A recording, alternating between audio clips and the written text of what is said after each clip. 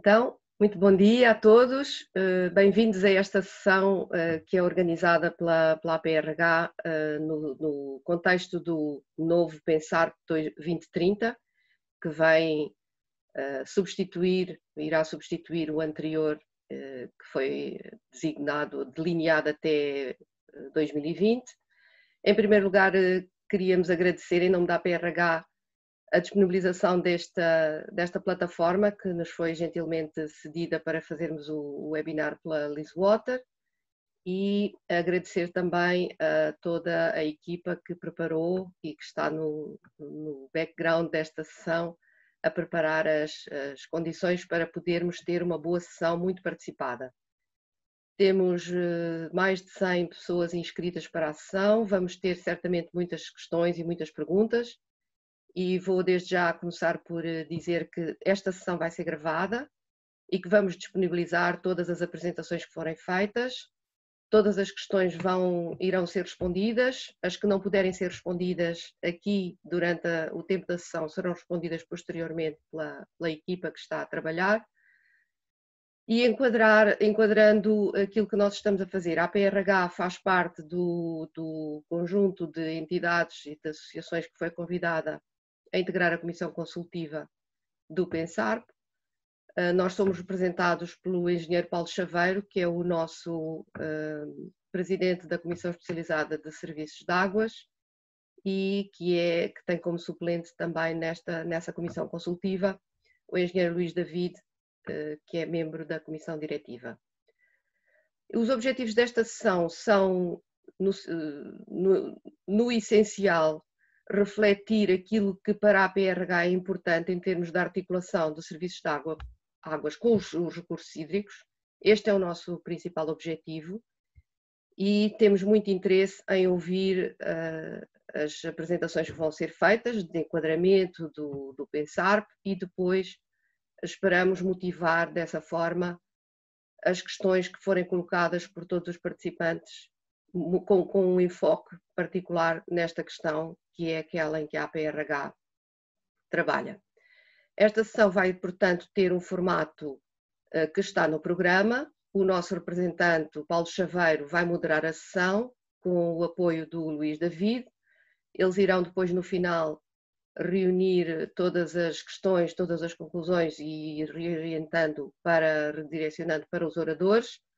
E no final também o Luís David terá o papel de relatar as principais conclusões que puderem ser tiradas desta sessão, e essas conclusões vão ser enviadas aos coordenadores do grupo de trabalho que estão aqui presentes hoje e a quem também agradeço a presença e o apoio, a engenheiro Jaime Mel Batista e a engenheira Paula Freixal. Vamos ter, no fundo, essas duas apresentações de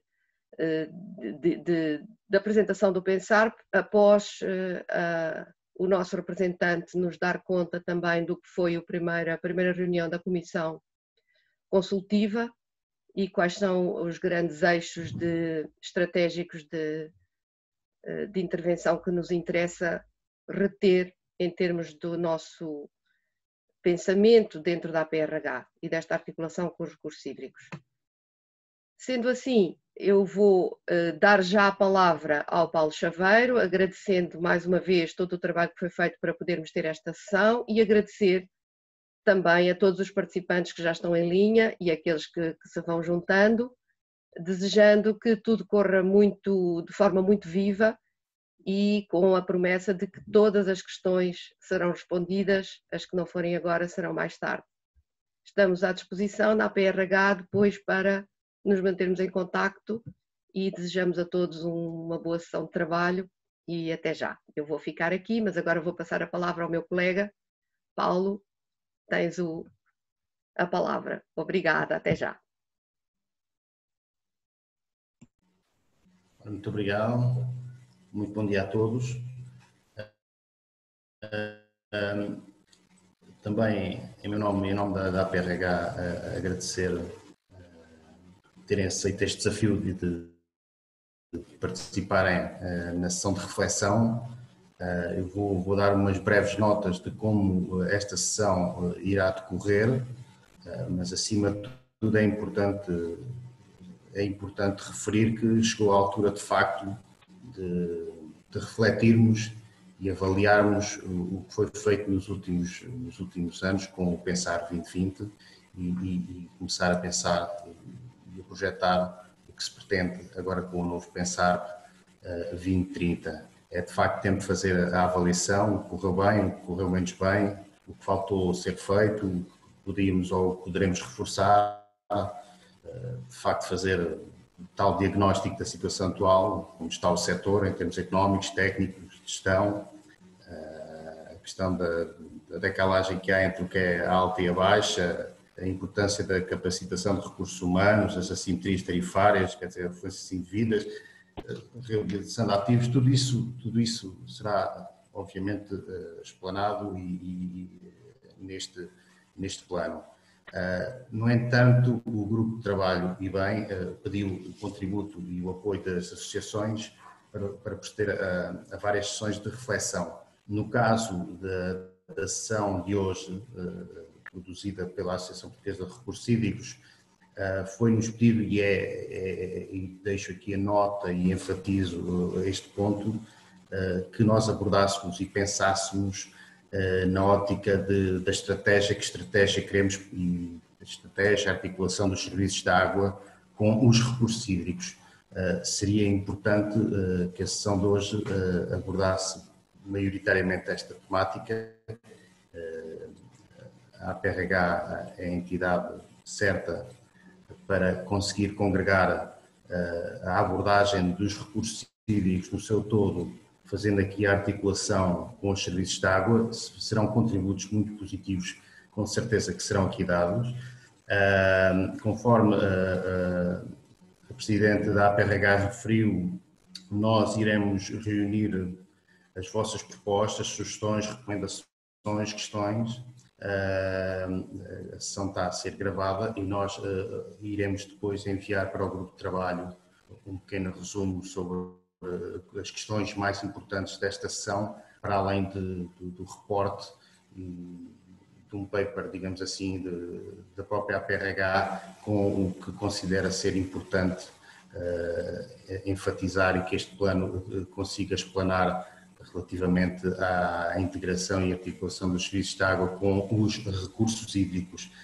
É importante também referir o ponto-chave como entre o relacionamento das entidades reguladoras, autoridades dos recursos hídricos, não é? Em que deve passar pela articulação da implementação de políticas públicas dos serviços de águas com as políticas públicas de recursos hídricos. Este ponto também é muito importante. Relativamente à sessão, após a contextualização do Pensar 2030 pela Paula Feixal e os objetivos, linhas de ação do Pensar 2030 pelo Jamel Batista e depois a intervenção dos jovens profissionais da APRH e do IAHR, Jorge Gonçalves, nós iremos entrar num pequeno debate que é, digamos, que é o ponto mais importante da sessão de reflexão, que é ouvir as vossas opiniões e os vossos contributos. Para que corra tudo bem, eu iria pedir que quem quisesse, nessa altura, intervir, a partir do momento em que entramos na intervenção dos jovens, quem estiver depois interessado em começar em debater, dar as suas opiniões, os seus contributos, que através do chat referissem que queriam intervir, eu vou recolher e vamos fazer grupos de 6 intervenções, depois damos um período em que o grupo de trabalho, se assim quiser, começar a responder ou dar a sua opinião acerca de alguns dados que tenham sido aqui levantados, pedindo também que cada intervenção, para que tenhamos o máximo de contributos possíveis, não se estendessem mais do que 3 minutos, 4, pedindo a vossa colaboração. Ainda assim, quem não se sinta completamente à vontade em canal aberto, digamos assim, estar a colocar a sua opinião, a sua questão, a sua recomendação, pode também sempre no chat escrever as questões, as recomendações, que serão todas recolhidas, e o que não for respondido ou analisado aqui no debate, ser-lo-á posteriormente feito pelo grupo de trabalho. Existe esse compromisso, estejam à vontade, nós iremos captar todas as recomendações e faremos depois um resumo final que será depois enviado para o grupo de trabalho. Pronto, espero que estejam à vontade, que intervenham. Vocês são, de facto, decisores e são o ponto fulcral desta sessão. Sejam bem-vindos e que corra tudo bem. Muito obrigado.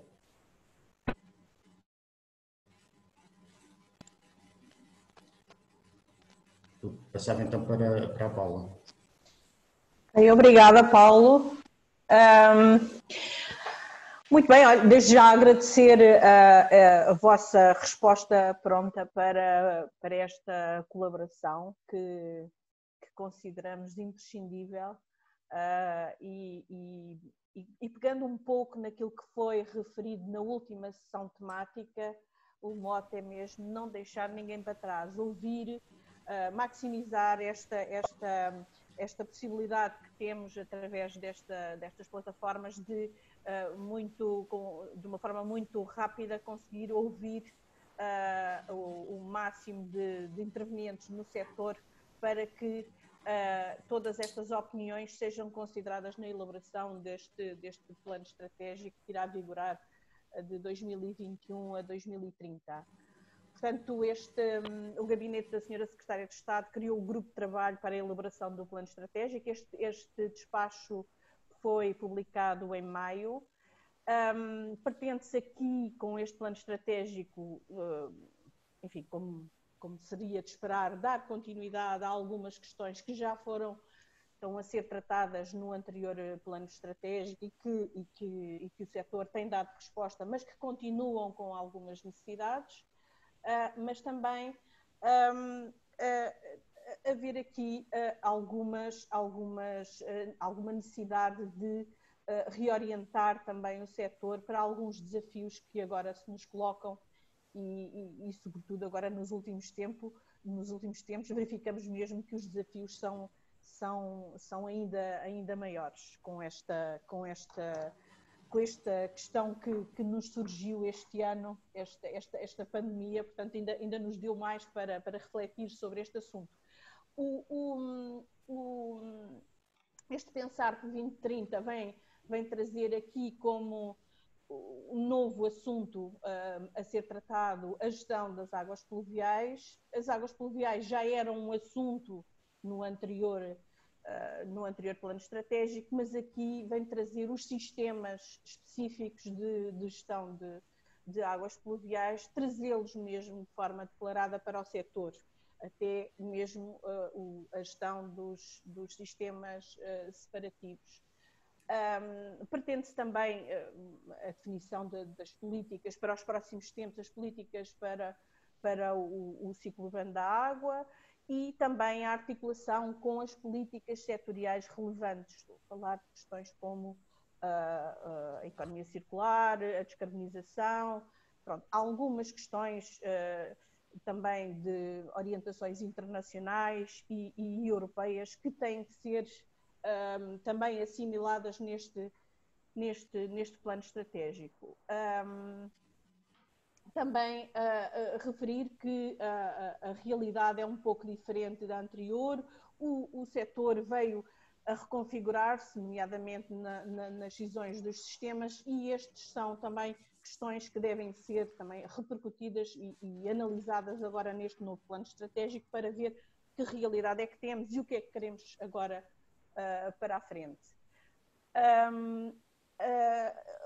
A questão que eu há pouco referi, portanto, os desafios que agora se nos colocam, vamos a falar de questões de fluentes emergentes, de questões que se nos colocam agora e que nós teremos também que as analisar e também com a ajuda de todos, com a ajuda também das associações, e por isso fizemos agora estas sessões, convidámos as associações para se juntarem a nós e em termos muito específicos em termos daquilo que são as atribuições de cada uma destas associações, haver contributos muito relevantes que nós possamos vir a considerar neste plano estratégico. É a forma que nós consideramos mais prática e mais que permite uma maior intervenção das associações foi através destas sessões que estamos aqui a fazer e também depois de nos fazerem chegar informação posteriormente à realização destas sessões. Também a questão do alinhamento deste pensar, por exemplo, com a Política Nacional de Investimentos relativamente ao Programa Nacional, ao Programa Portugal 2030, que está em preparação. O calendário do Pensar 2030 é ambicioso. Temos uma primeira versão que deverá ser entregue até ao dia 31 de outubro, uma versão pré-final concluída a 31 de dezembro e, posteriormente, até ao final de junho, a versão após as consultas feitas a consulta pública. Eu pedia que passasse. Só para vos dar também nota de que o referido despacho criou o grupo de trabalho que é coordenado por mim e pelo engenheiro Jaime Albatista. Tem com estão representadas as seguintes entidades: a Associação Nacional de Municípios, a APA, a Agência para o Desenvolvimento e Coesão e as Águas de Portugal. Este grupo de trabalho é acompanhado também pela ERSAR, é acompanhado em permanência pela ERSAR. Existe no desenvolvimento destes trabalhos o apoio da Liswater e o grupo de trabalho conta ainda com a possibilidade de consulta à comissão consultiva que é constituída pela CCDR Norte, Centro, LVT, Alentejo, Algarve. Eu não consigo ver toda a apresentação, não sei porquê. A ADN, a EPSA, a APDA, a PESB, a APMETA, a APRH e a PPE. Eu penso que não me está a falhar nenhuma das associações. Também este despacho dá a possibilidade de se convidarem outras entidades relevantes para integrarem esta comissão consultiva. Agora, recentemente, foram convidadas as regiões autónomas da Madeira e dos Açores e ainda a possibilidade também de serem convidados especialistas. Foi convidado o engenheiro Diogo Faria de Oliveira, que esteve no grupo de acompanhamento e gestão ao anterior Pensar, portanto ao Pensar 2020, a engenheira Helena Alegre do MEC, o professor António Monteiro do Instituto Superior Técnico, o professor Rui Cunha Marques da Universidade Nova de Lisboa, o professor Joaquim Poços Martins da Universidade do Porto e a Alexandra Serra das Águas de Portugal. Paula, Rui Ferreira dos Santos. Sim, Rui Ferreira dos Santos, sim. Não o nome que disse. Ok. Não sei se pode...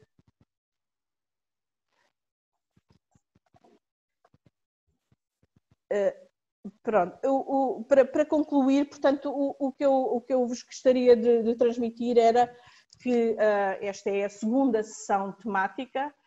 É uma sessão que nós muito gostaríamos de ter, maximizar os contributos possíveis vindos desta área de intervenção desta associação.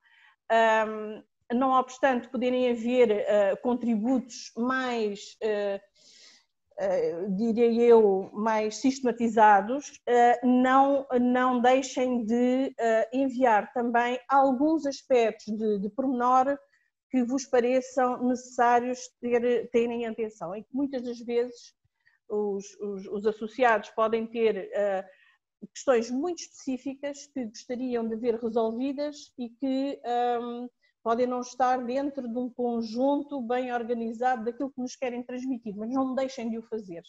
Obrigada a todos e passo a palavra agora ao engenheiro Jamel Batista. Obrigada. Muito obrigado. Julgo que me estão a ouvir. Em primeiro lugar, saudar todos os presentes, agradecer à PRH esta disponibilidade. Eu vou fazer uma apresentação relativamente breve sobre a estrutura de desenvolvimento do trabalho que está a ser feito e abordando já aquilo que nos parecem ser os objetivos e também o tipo de componentes estratégicas ou de medidas que vão ser abordadas. Obviamente nós estamos há 2 meses e pouco a trabalhar e, portanto, estamos numa fase ainda, vamos chamar inicial, mas como o prazo é extremamente curto, obviamente teremos que acelerar todo este processo. Este processo tem algumas características que eventualmente o diferenciam. É um grande empenho em fazer ou criar as condições para uma participação de todo o setor de forma muito intensa. Ou seja, ninguém deixará de ter a oportunidade de contribuir para este projeto, sejam pessoas singulares, sejam pessoas coletivas, em diferentes fases, ou no projeto, na fase, digamos assim, numa fase mais final em que nós tivermos já medidas identificadas. Portanto, o grande apelo é que todos participem muito ativamente, porque este plano tem também a particularidade de ser feito numa fase interessante e com as suas dificuldades. É feito numa fase em que o setor quer passar para um nível de sustentabilidade, de excelência que está ao seu alcance, pese embora as fragilidades que tem, e é feito num contexto difícil. Difícil do ponto de vista de saúde pública, do ponto de vista social, do ponto de vista da economia. E tão difícil quanto imprevisível. E, portanto, temos que lidar aqui com cenários e isso leva a uma responsabilidade acrescida num plano para 10 anos. Em 10 anos, prever o que vai acontecer no contexto atual é especialmente difícil. Seja como for, eu começava por vos apresentar num único slide a ideia geral de toda a metodologia que o grupo de trabalho discutiu e que está a implementar. Efetivamente, o que nós temos é, pela frente, a necessidade de fazer um plano estratégico para o setor de abastecimento de água, águas residuais e pluviais, que tem como visão algo do género serviços de águas de excelência para todos e com certas. As mensagens fortes. Queremos serviços de excelência, queremos que sejam serviços para todos e que sejam serviços com contas certas, ou seja, com a tão desejada sustentabilidade económico-financeira que garanta o seu futuro. O primeiro passo é definir exatamente o que são as áreas cobertas por este plano estratégico. É um plano estratégico que cobre o continente e, em termos de serviços, os serviços de abastecimento de água, de águas residuais e, com uma especial atenção para tentar pôr ao nível dos dois primeiros, o das águas pluviais. E é um trabalho que tem que ser feito num contexto que é a realidade nacional e o que são as orientações nacionais, europeia, internacional, das Nações Unidas, e, além disso, alguns outros desafios emergentes que, não constando ainda de grandes orientações internacionais europeias, não deixam de ser problemas que temos que enfrentar claramente. E, portanto, neste projeto, neste processo, nós começamos por discutir e definir os grandes objetivos globais, que já vamos ver em detalhe, mas que passam por querermos serviços que sejam eficazes, eficientes e sustentáveis. Mas queremos mais, queremos que estes serviços criem valor adicional, para além do estrito âmbito do serviço em si, mas criem valor ao nível ambiental e do território, ao nível da economia e ao nível societal. Como é que isso vai ser feito e o que é que isso quer dizer, veremos seguidamente. Definidos os objetivos, nós queremos usar uma metodologia para lá chegar, e essa metodologia é baseada num conjunto de componentes da estratégia, constituído por várias famílias de componentes. Uma primeira, que designamos de estruturação e regulação desses setores, passa por ter um bom quadro de planeamento, seja a nível nacional, seja depois a nível da entidade gestora deste setor. Um bom quadro legal e regulamentar, obviamente, deste setor, fundamental. Um bom quadro institucional, instituições que funcionem, porque são elas os braços armados de política definida pelo governo. Um bom quadro de modelos de governança, como se pode fazer a governança, quem pode fazer assumir essa governança, e todos nós sabemos que neste setor a governança hoje é uma grande prioridade. Aliás, não é cá, em Portugal é em todo o lado, a palavra governança surgiu por todo o lado e tem esse significado. Como é que se governam esses serviços? Há também as questões do mercado, como é que o mercado se organiza, como é que o Estado, o Governo, quer ou entende que deve ser a participação do Estado, a participação dos municípios, a participação dos privados, quer na gestão desses serviços, quer em todo o conjunto de atividades de apoio a esses serviços. Isso é importante que seja claro. E, finalmente, a organização do setor. Como é que queremos o setor organizado, altas, baixas, agregações, todo esse mundo de aspectos. Há uma segunda família de componentes estratégicas que tem a ver com os serviços propriamente. Enquanto que os primeiros são muito macro, digamos assim, e decisão a nível nacional, depois ao nível dos operadores, nós temos que dar muita atenção às questões de gestão destes serviços, melhorar a gestão destes serviços, a organização que presta estes serviços. Temos que melhorar a qualidade destes serviços, com tudo o que isso implica, como bem sabem. Temos que melhorar a questão dos recursos humanos, em número, em qualidade, em capacitação. Temos que melhorar a gestão das infraestruturas, a gestão patrimonial de infraestruturas, nomeadamente. E temos que melhorar a gestão ambiental associada a estes serviços, quando eles se relacionam com o ambiente em geral. Um terceiro grupo de componentes estratégicas tem a ver, obviamente, com os aspectos económico-financeiros, ao nível de tarifas, taxas, transferências, também ao nível de modelos e fontes de financiamento. Isso é muito importante, como bem sabemos, que é um setor capital intensivo. Temos aí a ligação com a sociedade, não só a nível de sensibilização e participação da sociedade, mas também a nível do consumidor, dos seus deveres, dos seus direitos e da proteção que tem que ter numa atividade que é tradicionalmente monopolista. Há ainda uma outra família, que é de conhecimento e capacitação destes serviços, com dados e informação fundamentais, com investigação, inovação e conhecimento. E, portanto, estes 17 favos que aqui vêm são as 17 componentes estratégicas que nós vamos analisar em detalhe para cumprir os tais objetivos que estão lá atrás. E, obviamente, daqui resultam medidas. E essas medidas vão ter que ser trabalhadas por diversas entidades, sejam elas entidades ao nível do Poder Central, ministeriais e outros ministérios, para além do ambiente, ao nível do Poder Local, ao nível do regulador de serviços, do regulador ambiental, das entidades de outros agentes do setor e, finalmente, da própria sociedade, que tem também aqui responsabilidades. E para isso definimos uma metodologia de trabalho, em que começamos por identificar os tais serviços, o que é que nós queremos considerar nestes serviços, caracterizamos o contexto envolvente, definimos a visão e os tais objetivos, identificamos as componentes, que são esses favos, e identificamos os instrumentos que estão dentro de cada um desses favos, de cada uma dessas componentes. Por exemplo, quando falamos do favo, da componente legal e regulamentar, obviamente temos uma série de instrumentos, que são os instrumentos legais, os decretos, etc.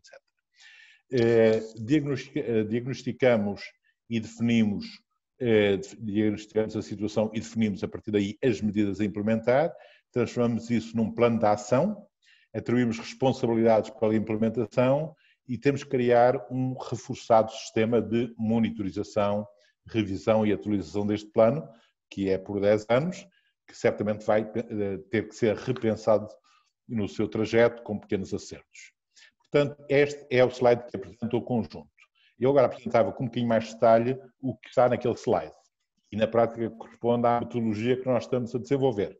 Portanto, nós começamos neste roteiro, que é um roteiro com um prazo muito apertado, como a Paula disse, por todo um conjunto de aspectos introdutórios em que olhámos para trás e vimos os antecedentes de uma política que se iniciou em 93, que não teve durante uns quantos anos um plano estratégico, documento propriamente, mas foi uma estratégia, que depois teve seguimento num pensar, 2000 a 2006, num pensar 2, 2007 a 2013, e num PASAR, os primeiros são PASAR, o último é que é pensar, no último período. E reparam que são períodos de, grosso modo, 7 anos. Portanto, é bom termos a noção de como foi essa evolução e onde é que estamos. Também perceber porque queremos mudar alguma coisa, ou seja, se não queremos apenas manter o plano atual em funções por mais anos, queremos alterar alguma coisa, o que é que nos leva a pensar assim e a fazer essas alterações. E, naturalmente, temos que ir ao último dos documentos, o mais recente, o Pensar 2020, e analisá-lo com muito mais detalhe, porque é aquilo que está em vigor para todos os efeitos, e para isso temos, felizmente, um trabalho intenso feito essencialmente pelo Grupo de Apoio à Gestão do Pensar 2020 e o seu último relatório, que é o relatório 4, mas também temos intenções no assunto da ERSAR e com o relatório de monitorização e recentemente um trabalho feito pelo Banco Mundial sobre exatamente o Pensar, em que fez os comentários, as suas sugestões. Além disso, obviamente, temos todas as nossas análises, as nossas grupos de trabalho, as nossas vossas e as vossas contribuições. E, portanto, permite fazer um bom balanço do que funcionou e não funcionou e o que é que tem que ser mudado. Portanto, a partir daí, definimos uma metodologia, que já está definida, e que vou apresentar, de certa forma, nos próximos slides. Em primeiro lugar, como vos disse, saber exatamente do que é que estamos a falar. Âmbito dos serviços. Qual é o âmbito dos serviços em termos de abastecimento de água, em termos de gestão de águas residuais, em termos de águas pluviais? Não é tão simples como possa parecer, porque queremos saber, águas pluviais, quais são as que estão aqui consideradas? Águas residuais, são todas as águas residuais, quais são as que estão aqui dentro? E as águas assistentes também, porque além das soluções e situações e sistemas tradicionais, há depois aquelas zonas de borda, de fronteira, que temos que deixar claro se vamos abordar ou não vamos abordar. Definido que esteja esse âmbito, passamos para algo que também é muito importante, o que é que se passa em termos de orientações nacionais, quer do setor, quer de outros setores, muitos dos quais transversais no nosso país. Por exemplo, o plano de digitalização é um exemplo, não é? Mas, portanto, há uma série de orientações, o plano energético, muitos outros, sem falar do Plano Nacional de Água, e, portanto, temos que perceber perfeitamente o que é que esses planos, que estão em vigor, nos trazem em termos de implicações para os serviços de água. Temos que olhar também para a Europa e identificar, desde o Green Deal até às diretivas, o que é que são as orientações e onde é que estão as nossas preocupações no cumprimento dessas orientações. Temos que também procurar alinhar esta estratégia com o contexto internacional e aí os Objetivos de Desenvolvimento Sustentável têm, obviamente, um peso muito grande, mas também têm os direitos humanos, por exemplo, e outros instrumentos que existem. E, finalmente, há ainda um conjunto de desafios e esta pandemia, de certa forma, insere-se nestes novos desafios que não estão ainda bem estruturados do ponto de vista de orientações internacionais, mas que temos que prever. E quem diz a pandemia diz outros aspectos, microplásticos, enfim, todo um mundo de aspectos. Feito essa acreditação, nós sabemos, enfim, o quadro que temos e passamos para a visão e objetivos. Portanto, há que definir uma visão muito clara, uma visão que se possa escrever numa folha A4 e que quem lê percebe exatamente o que é que se pretende para este período de 10 anos. Depois passar aos objetivos, começando pelos grandes objetivos, os objetivos globais, que são esses que aqui aparecem e que eu referi atrás. O que é que nós queremos? Mais e melhor serviço de água, águas residuais e pluviais.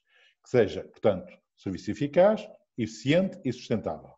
Mas também queremos que esse serviço traga mais valor para a sociedade portuguesa. Valor ambiental, valor para a economia, valor para a sociedade. Ora bom, o que é que isso quer dizer?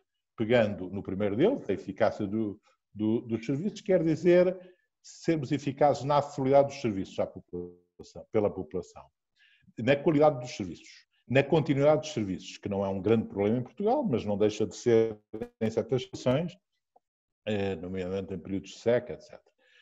eficácia na resiliência e na capacidade de reagir a alterações climáticas e muitos outros desafios. E na questão da acessibilidade, da eficiência, da eficácia na acessibilidade económica e financeira, económica e de equidade dos consumidores a estes serviços. Portanto, os consumidores realmente querem serviços que sejam eficazes porque estão disponíveis, porque têm qualidade, porque têm continuidade, porque são resilientes e porque eles podem pagar. E se passarmos depois aos objetivos de eficiência, queremos que haja uma boa eficiência a um nível organizacional global do setor, esteja estruturado de uma forma eficiente, mas depois também a nível de cada entidade gestora. Cada uma das entidades, qualquer que seja o seu modelo, tenha uma boa organização que permita realmente estes serviços com eficácia e eficiência. E, obviamente, as questões de eficiência hídrica e de eficiência energética são extremamente importantes hoje em dia, como bem sabem. Para além disso, também é preciso que essas entidades sejam capazes de fazer um recurso muito eficiente do dinheiro disponível. Portanto, tudo isso faz parte dos objetivos de eficiência. E depois temos a sustentabilidade. A sustentabilidade do setor e das entidades gestoras em termos económicos ou financeiros, em termos infraestruturais e de gestão patrimonial de ativos, segurança na utilização dos recursos naturais, que estão na origem destes serviços e no fim destes serviços em muitos casos, a adequação e renovação do capital humano, em número, em qualidade e a sua renovação, entrada de jovens, e ainda a sustentabilidade pela modernização destes serviços e, nomeadamente, para a transição digital que estamos todos a viver de forma muito mais intensa. E depois passamos a ter 3 grupos de ativos específicos de valorização. Valorização ambiental, protegendo o ambiente, utilizando eficientemente a água, introduzindo a economia circular e a e maior diversidade de origens de água, através de criação de serviços ambientais, mais serviços ambientais, e através da transição energética e descarbonização destes serviços. O segundo é a questão da valorização face à economia. Nós queremos reforçar a sinergia destes serviços com outros setores da atividade económica, onde possa haver mais-valias mútuas, nomeadamente com a agricultura e pecuária, nomeadamente com a indústria e o turismo. Mas também queremos intensificar bastante a atividade empresarial no mercado interno. Sejam empresas que prestam estes serviços, sejam empresas que não prestam serviços, mas que não prestam estes serviços diretos de água e saneamento, mas que prestam outros serviços de apoio, desde a consultoria, aos equipamentos, à construção, aos laboratórios, enfim, todo esse mundo empresarial. Criar condições para ele se desenvolver, nomeadamente numa fase em que, com o vírus, percebemos que não termos capacidade própria em todas as fases do ciclo produtivo pode ser gravoso, porque chega um momento de Covid em que o operador quer substituir o equipamento e o país de origem de onde viria esse equipamento está bloqueado por razões sanitárias, fábricas deixaram de funcionar e esse equipamento não vem. E isso, obviamente, mostra fragilidade perante uma globalização que traz suas vantagens, mas depois tem esses inconvenientes. Há também a questão do mercado externo, ou seja, a internacionalização destas empresas, porque hoje em dia fazê-lo e temos que o fazer e como fazer isso. E, finalmente, a questão do desenvolvimento de novos serviços e produtos nacionais através da inovação, pôr a inovação nesse nível de funcionamento. O último dos serviços dos objetivos específicos é a valorização da sociedade, através da valorização da transparência, responsabilização e ética neste setor, de uma melhor percepção da sociedade relativamente ao valor que este serviço tem, e a sociedade não lhe dá o valor que ele tem, valorização dos profissionais da água perante a sociedade, valorização dos serviços de água face a outros setores da sociedade, e aí usamos como referencial os Objetivos de Desenvolvimento Sustentável das Nações Unidas, ou seja, o Objetivo 6 está ali azul claro, tem um impacto positivo e em alguns casos é influenciado, é sido inverso, por outros ODS. E, portanto, quais são essas ligações e como é que nós a gerimos neste plano estratégico.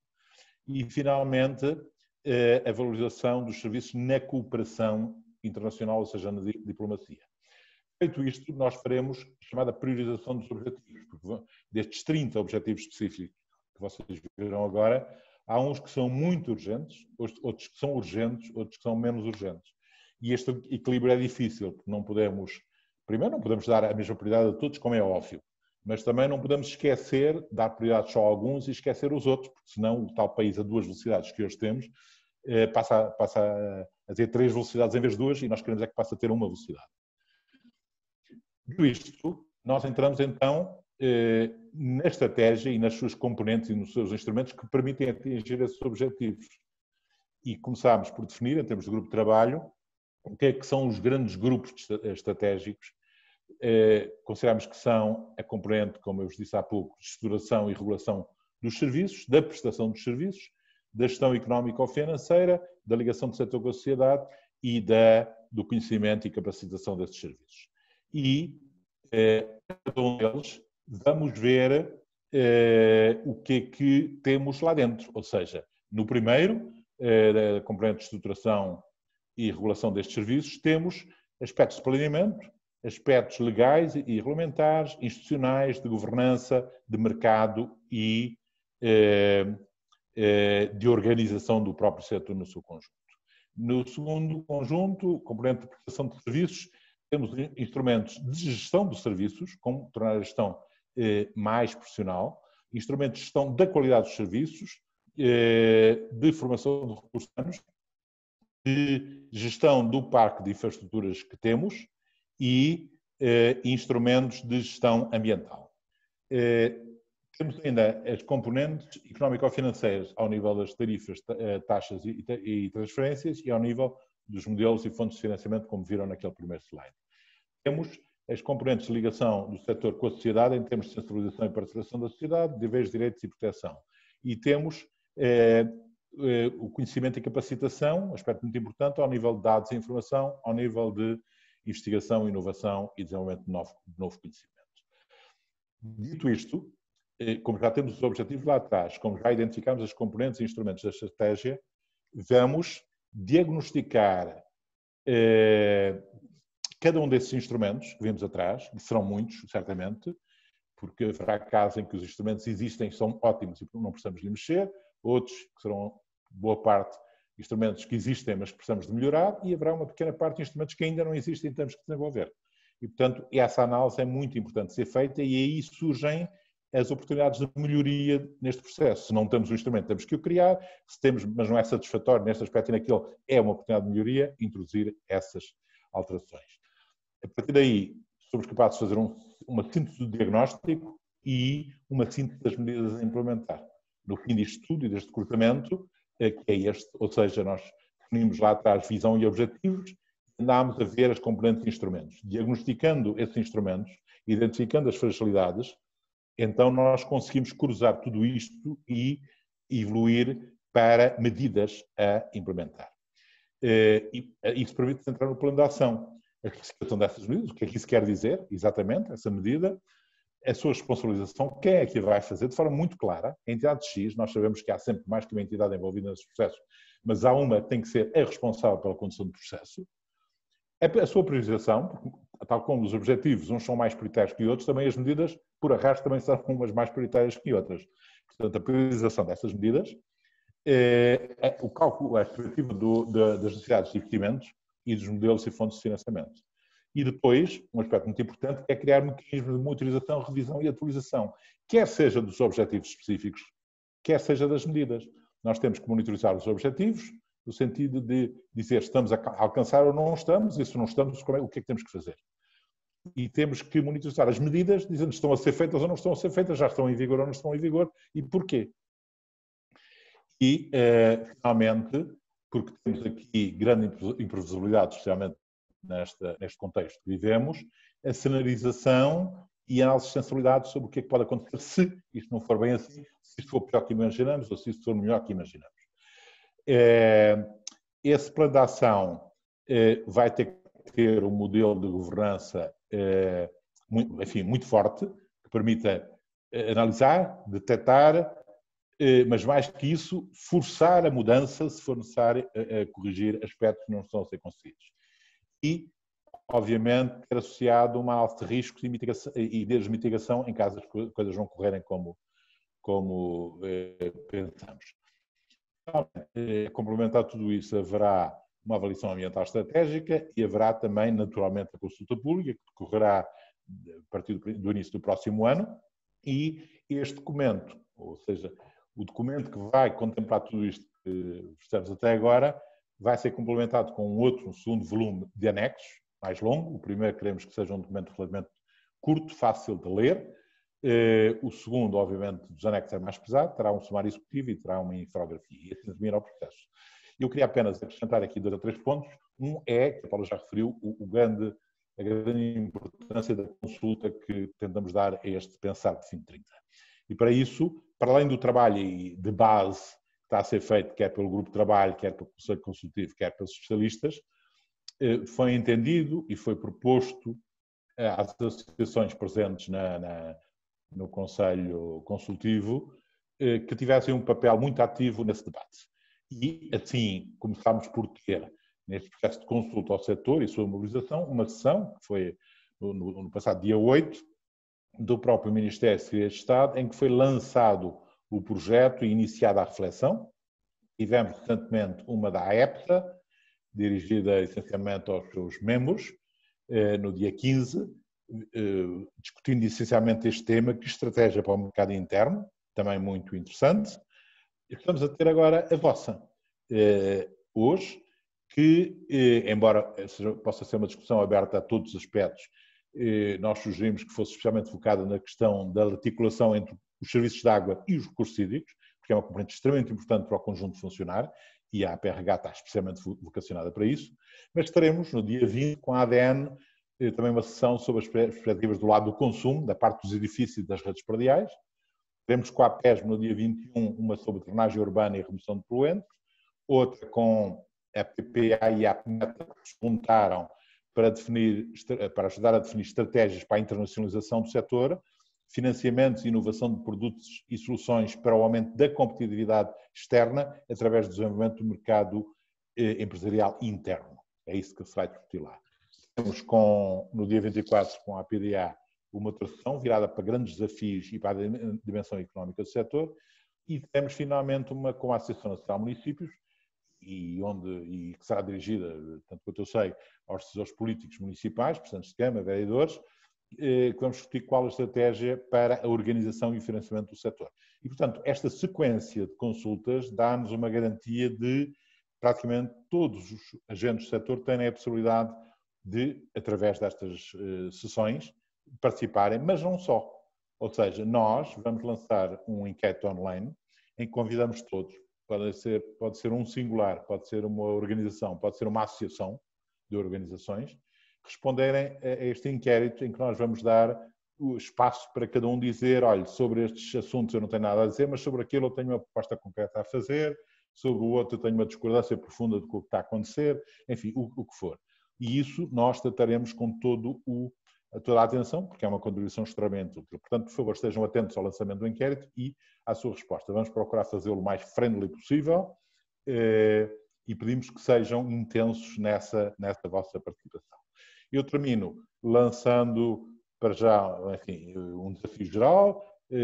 Gostava de perceber que se concorda com esta abordagem que nós estamos a fazer, que pedido de esclarecimento têm, que diagnóstico fazem da situação atual, que acham que são problemas mais gravosos, que propostas de medidas possam já ter, o que seria ótimo, porque as medidas, detectar os problemas é muito importante, encontrar medidas é especialmente relevante, e depois, tendo em conta que nós estamos centrados na questão dos serviços de águas com os recursos hídricos, as questões de como é que acham que se deve implementar ou articular uma política de serviços de água com recursos hídricos, como é que se deve articular a legislação e a regulamentação dos serviços de água com a dos recursos hídricos, como é que se deve articular a informação dos serviços de água com a informação dos recursos hídricos, como é que se deve articular a questão de fronteira, que é a gestão de origens de água, que é um problema de recursos hídricos, mas que impacta muito os serviços de águas, como é que se deve abordar a questão das captações, que estão um processo fácil de recursos hídricos e os serviços de águas, e a questão das rejeições, que são o segundo ponto de ligação desses serviços com os recursos de águas, e ainda a ligação da inspeção que os dois lados fazem, uma parte inspeciona recursos hídricos, outros serviços de água, e como é que esse mecanismo, esse conhecimento proveniente das inspeções pode ser potenciado no sentido de beneficiar as duas partes. E, portanto, eu terminava aqui a minha intervenção. Muito obrigado e, obviamente, estaremos disponíveis no debate para todas as questões.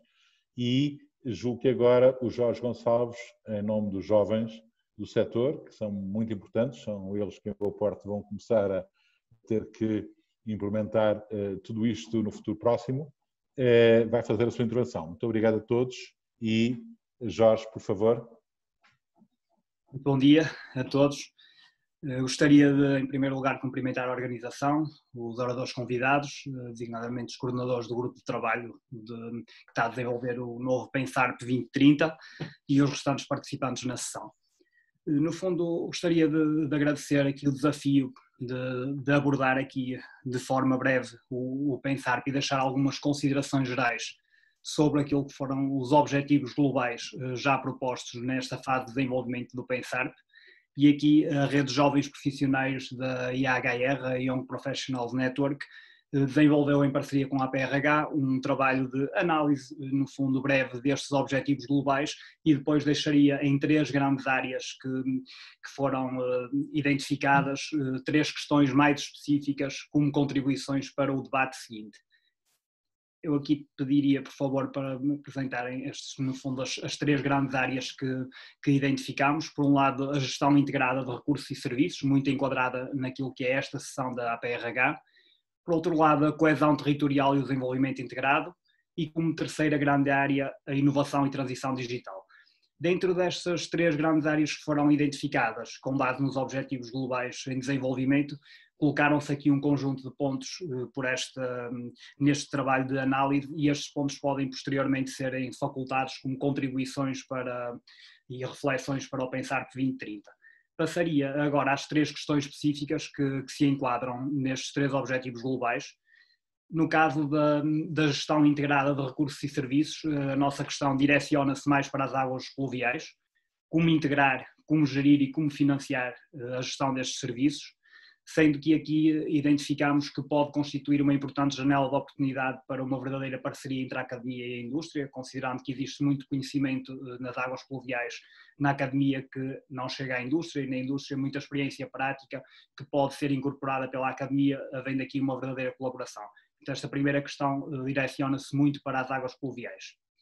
No âmbito da coesão territorial e do desenvolvimento integrado, uma questão que foca mais a parte de gestão, que tipo de gestão para fomentar, no fundo, a coesão territorial e um desenvolvimento integrado do território, uma gestão adaptativa e integrada e qual a melhor forma de capacitar, colocando aqui naturalmente o foco naquilo que é a necessidade de tornar este setor mais atrativo, particularmente aos jovens, para que se possam promover, designadamente em zonas em que as entidades gestoras estão menos desenvolvidas, um verdadeiro desenvolvimento territorial sustentável, considerando as grandes ineficiências que existem ainda em parte das entidades gestoras, designadamente nas afluências indevidas, nas perdas de água e na eficiência energética.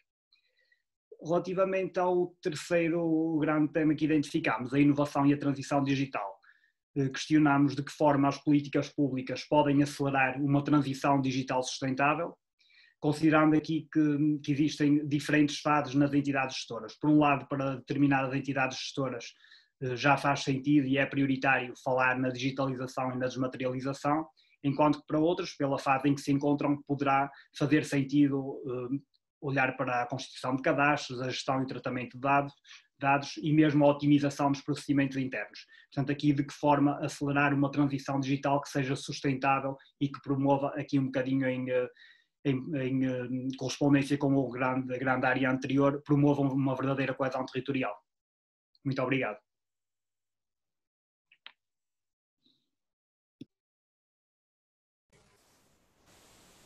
Paulo? Pois bem, obrigado Jorge, obrigado por todas as apresentações. Conforme disse logo no início, quem pretender intervir esteja à vontade. Pode ser oralmente, em que ser-vos dada a hipótese, como é óbvio, de intervirem. Se quiserem também por escrito, também estejam à vontade através do chat.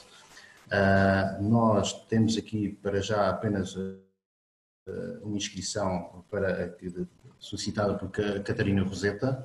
De qualquer maneira, mesmo antes de passar a palavra e para tentar desbloquear aqui o gelo que possa existir, queria enfatizar e queria partilhar convosco a preocupação que há relativamente às afluências indevidas. Para já referir e congratular-me por a gestão das águas pluviais serem integradas e muito bem no plano.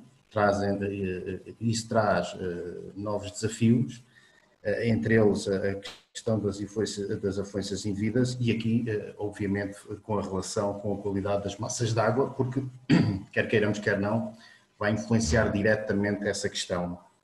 Nós, como sabemos, apesar de falarmos que temos redes separativas, nós sabemos que muitas das vezes elas ainda continuam a ser mistas.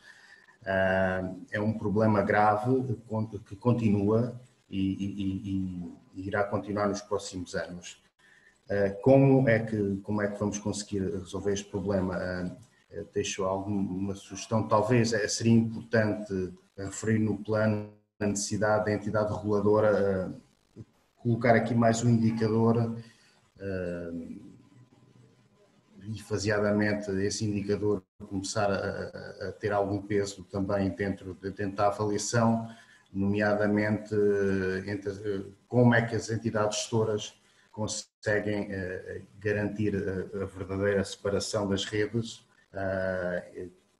relacionando também aqui o investimento nas infraestruturas e acima de tudo seria importante essas entidades gestoras, juntamente com a Agência Portuguesa do Ambiente, conseguirem fazer aqui uma monitorização. As entidades gestoras sabem perfeitamente onde é que essas águas, essa rede separativa das águas pluviais vão descarregar, em que linhas de águas vão descarregar. Seria importante também haver aqui uma monitorização da qualidade dessa água que é rejeitada e a partir daí também com esse dado apertar a malha do indicador a pouco e pouco até conseguirmos ter, não digo uma situação ótima, mas o possível nestes próximos 10 anos. Também deixar aqui uma outra questão que é como é que vamos gerir a situação que nós temos das nossas hectares. Nomeadamente, nós sabemos que o financiamento que houve comunitário nos últimos 20 anos foram para estações de tratamento de águas residuais domésticas. No entanto, nós sabemos que em muitas localidades existe uma grande carga industrial, muitas delas de pequena dimensão, quase familiar, e estamos a falar de agroindústrias, em que nem, apesar da lei dizer claramente que tem que fazer um pré-tratamento ou um tratamento primário e depois então ser rejeitado para a rede pública do saneamento, nós sabemos que em várias localidades isso não acontece e temos o ónus da questão vai parar aos municípios que muitas das vezes também não têm capacidade para investir nessas hectares industriais. Temos que arranjar aqui um meio de conseguir que essas situações sejam resolvidas, porque o impacto nos ecossistemas e obviamente nas massas de água são bastante pesados e quero reforçar isso, nomeadamente a sul do Tejo, certas situações que ainda hoje existem, em que nós sabemos que os níveis de precipitação são já tendencialmente e normalmente baixos e de ano para ano, com a questão das alterações climáticas tem vindo a diminuir ainda mais. No entanto, essa ação industrial mantém-se ou aumentou e o problema está lá e está cada vez mais a aumentar e necessita urgentemente ser solucionado. Como não tenho ainda, não vejo aqui mais nenhuma inscrição, mas eu passaria então a palavra a Catarina Roseta.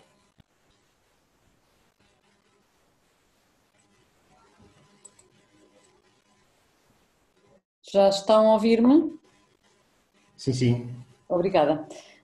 Então, antes de mais, queria agradecer a organização desta sessão, que foi muito interessante. O início dos trabalhos, a meu ver, é muito promissor, o grupo é excelente, a apresentação quer da Paula, quer do engenheiro Jaime foi excelente. E por isso, desde já, os meus parabéns ao grupo, a expectativa é muito alta. Agora, como disse no comentário que eu fiz no chat, creio que é muito importante que no desenho das medidas, sobretudo, existam desde logo mecanismos que permitam avaliar o impacto que as diferentes medidas podem ter no conjunto dos objetivos. Ou seja, é muito comum dizer os objetivos são estes e agora vamos fazer medidas para cada objetivo, mas pode haver uma medida que traz benefícios em vários objetivos, e aí é fácil, é o que nós chamamos as situações de win-win, não é?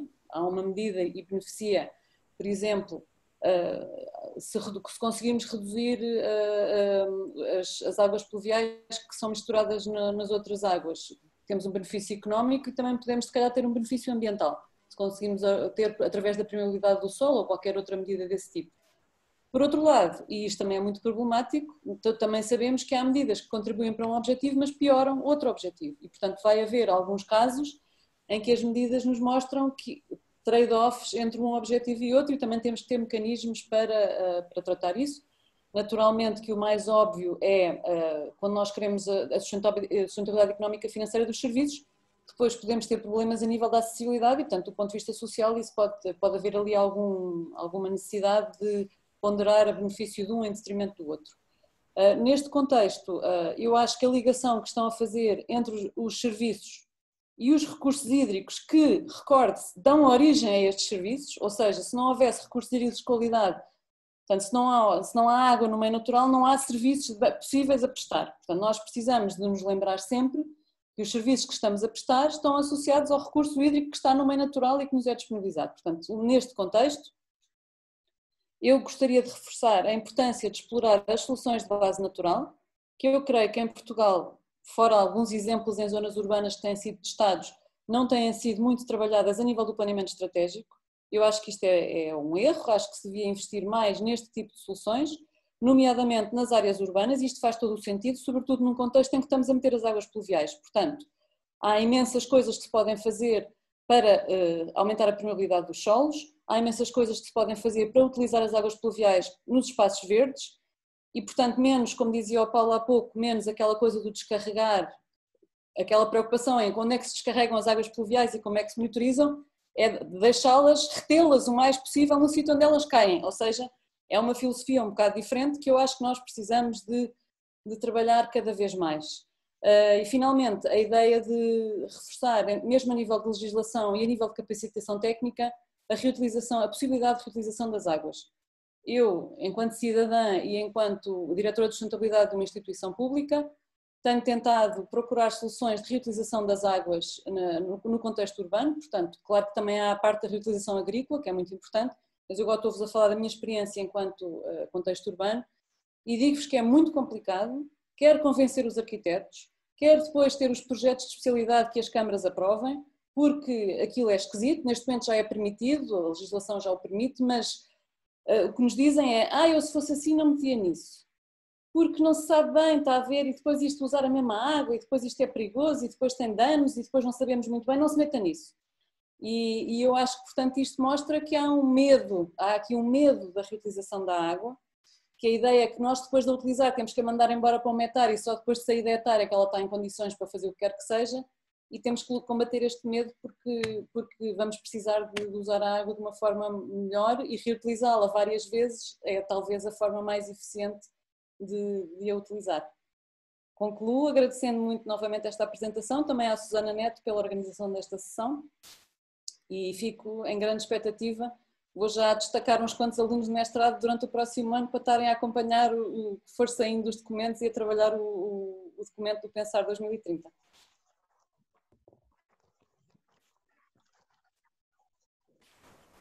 Pois bem, mais contributos, estejam à vontade. Eu posso comentar, se quiser, posso comentar o que foi dito até agora, enquanto as pessoas vão colocando outros. Catarina, certo. Muito obrigado, excelente intervenção, como as usual. Sim, está previsto e começou a ser feita essa ligação entre medidas e objetivos. É um exercício extremamente importante, porque, como disse a Catarina muito bem, é preciso perceber cada medida onde é que vai impactar em termos objetivos, com que intensidade e com que sinal positivo ou negativo. E, portanto, esses trade-offs que ela referiu são extraordinariamente importantes. Portanto, eu não o referi na apresentação, foi uma falha minha, mas estão previstos, sim. Há um item previsto para isso, é fundamental. E também a questão das águas pluviais, o reter e infiltrar, por um lado, das águas residuais, não apenas na questão agrícola, mas no ciclo urbano propriamente, na cidade, estão dentro de uma caixinha daquelas que mostra atrás, que é no essencial a introdução da economia circular e de novas origens de água. Portanto, essas ligações estão lá de propósito e aqui temos que ser capazes de não nos limitar a enunciar intenções, porque elas são bonitas, obviamente, mas o grande segredo é como é que isso se coloca na prática a funcionar. Eu costumo dizer que um dos falhanços meus como regulador foi achar que podíamos atingir 10% de águas residuais utilizadas e ao fim de 12 anos que lá estive tínhamos 1%. Portanto, foi um falhanço total e tive que pensar muito porque é que falhei tanto nessa componente e eu acho que sei, porque realmente não basta a intenção, não basta uma ou outra mensagem mais forte, é preciso criar o pave the way, pavimentar o caminho e criar os incentivos certos para que isso aconteça. Realmente, aqui eu acho que até podemos aproveitar um pouco a experiência dos resíduos, em que os resíduos em Portugal deixaram de ser um setor mal querido, ninguém o queria, para não ser um setor disputado intensamente quando passou a haver realmente os incentivos certos e os resíduos passaram a ser algo que interessava também à economia. E, portanto, a questão das águas residuais não é muito diferente nesse ponto de vista, implica uma série de medidas que não são só técnicas, muitos de nós somos engenheiros, obviamente a tecnologia é indispensável, mas eu diria que não são sequer essencialmente técnicas, mas muito mais ao nível legal, ao nível institucional, ao nível económico ou financeiro e também ao nível social. E, portanto, a nossa capacidade de encontrar essas medidas, não dizendo vagamente, a medida é procurar e implementar a percentagem, isso é lindo, mas a seguir tem que dizer, através de medidas muito concretas, que o decisor possa escolher adotar ou não, obviamente, naturalmente que estes planos têm uma dimensão política que nós não podemos esquecer, mas a nós cabe-nos dizer muito concretamente quais são essas medidas. E, portanto, incentivo todos, a Catarina não só, e a Catarina é muito forte, por exemplo, nessa questão dos incentivos económicos, etc., contribuírem para isso, porque é isso que nós vamos precisar de fazer.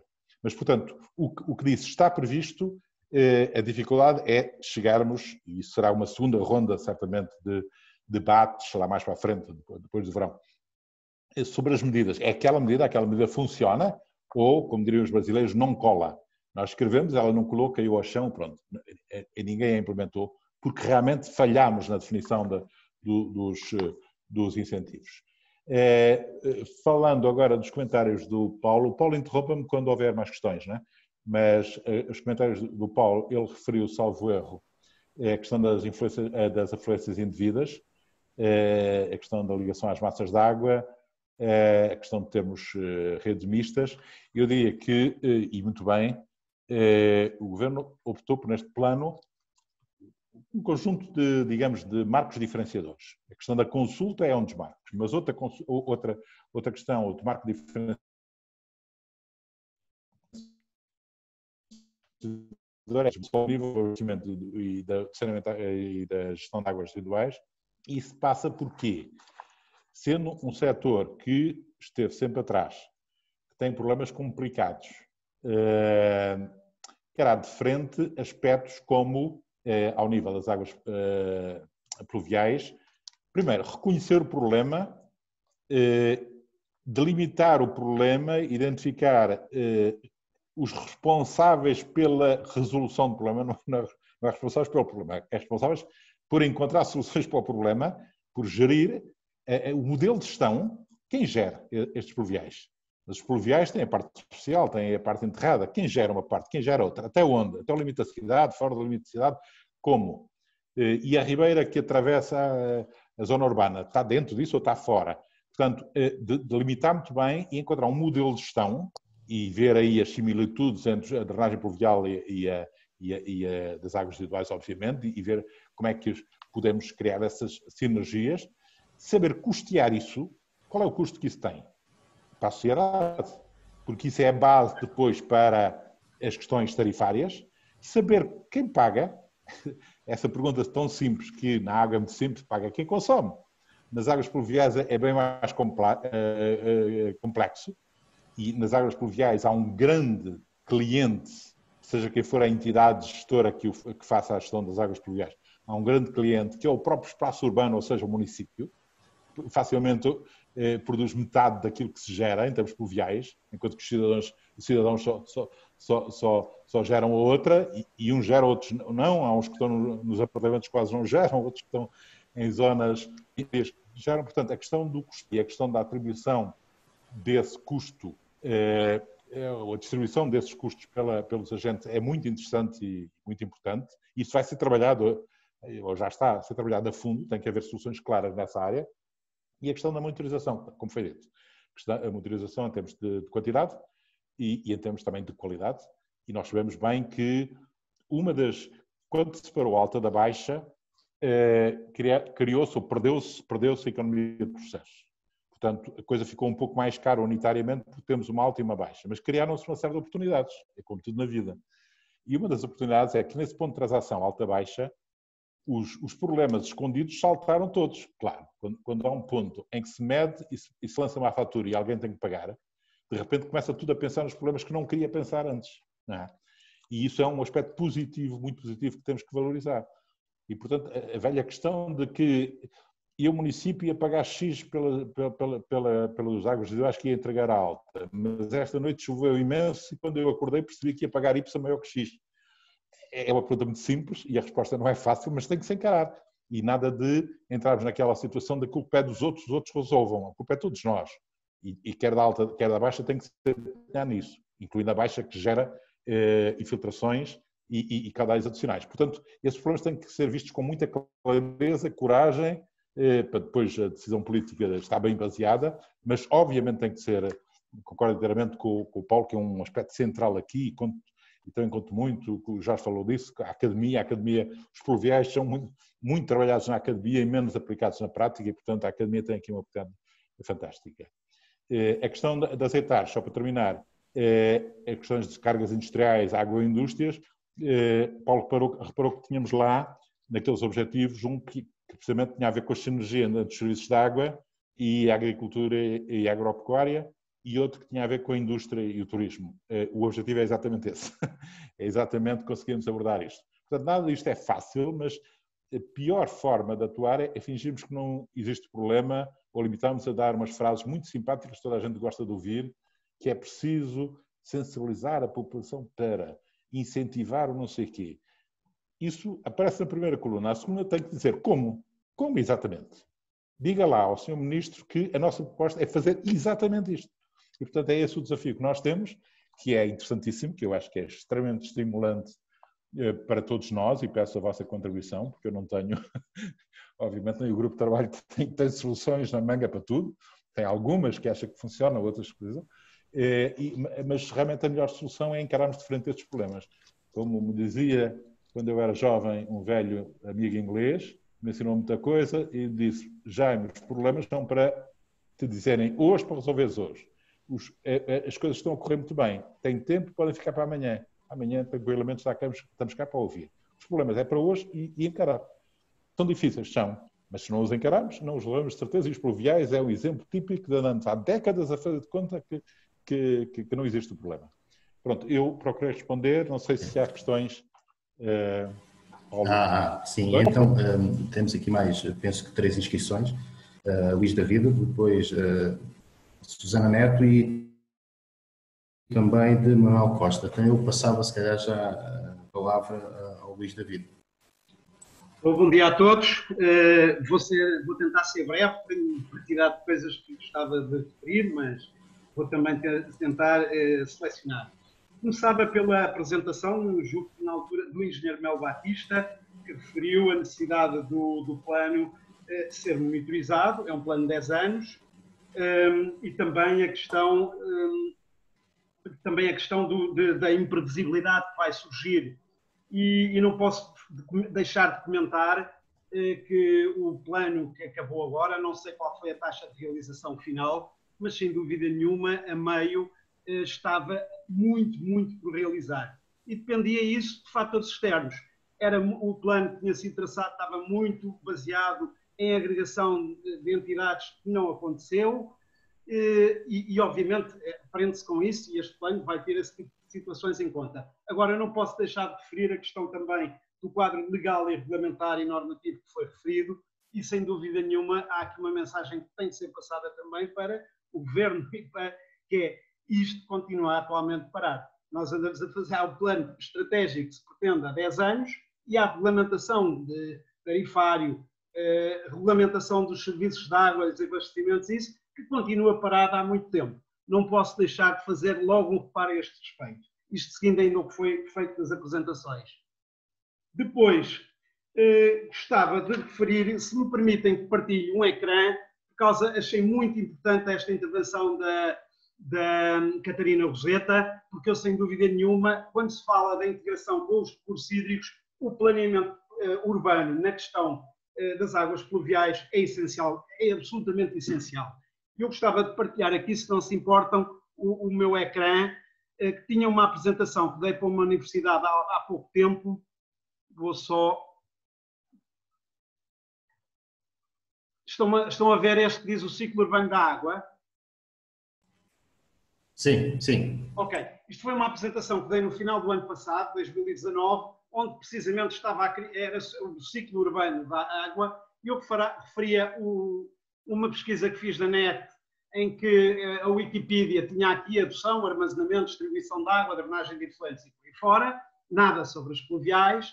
Depois o ciclo urbano na água, na NET, as Águas de Portugal, obviamente, são uma entidade que presta serviços e prestam nestes domínios, não inclui as pluviais, mas eu estava a falar sobre a água no meio urbano e, portanto, tive de fazer a pergunta, nada em falta. E agora partilhava aqui os slides seguintes, porque realmente acho que são uma síntese que demonstram a complexidade do problema. E eu estou a querer demonstrar isto aqui porque em Portugal caminhamos no sentido das altas e das baixas, foi o caminho que foi necessário devido ao contexto da altura, mas com isso também fizemos erros e ainda agora pagamos por isso a questão das afluências indevidas, determinadas coisas que são muito mais difíceis de controlar, que não teriam sido tão difíceis se tivéssemos logo à partida considerado o sistema como um todo.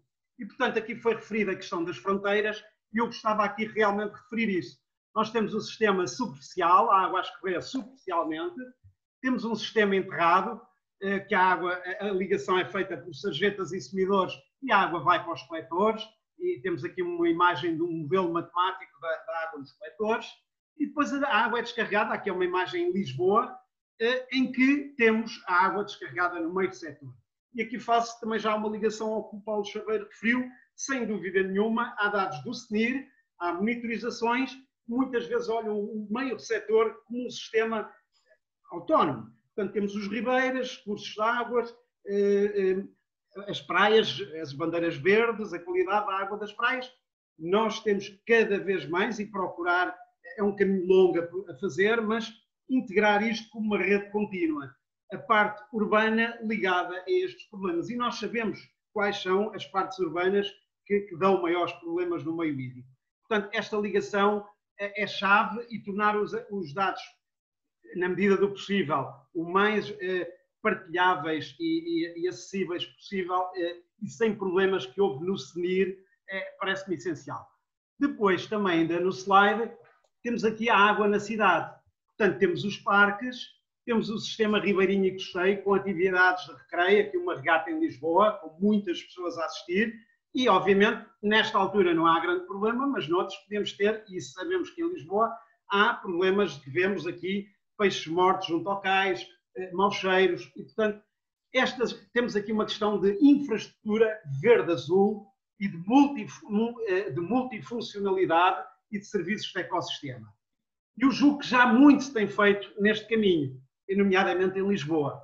Não posso deixar de referir que quando começaram a ser feitas as primeiras intervenções, e a maioria ainda são bacias de retenção, as primeiras eram os mamarrachos, que às tantas se escondiam para debaixo de um vale, não eram acessíveis, e o que é que tínhamos? Uns gaviões, que depois procurava pôr alguma vegetação, mas eram aquela hard engineering.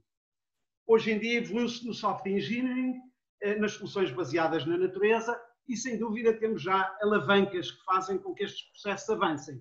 Mas eu receio que estejamos a cair num certo campo oposto, que é, temos soluções muito bonitas, com arquitetura paisagista, com contribuição de várias pessoas, da sociedade,